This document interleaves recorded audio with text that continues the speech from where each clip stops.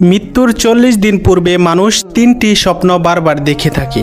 যে 3টি স্বপ্ন দেখলে বুঝবেন আপনার মৃত্যু অতি নিকটে। মৃত্যুর পূর্বে 3টি স্বপ্ন দেখলে আমাদের মৃত্যুর জন্য সতর্ক হতে বলেছেন এবং মৃত্যুর জন্য প্রস্তুতি গ্রহণ করতে বলেছেন। আমরা স্বপ্নের ব্যাখ্যা জানি না বিদায় এই স্বপ্নগুলো দেখে সতর্ক হই না, বরং অবহেলা করি।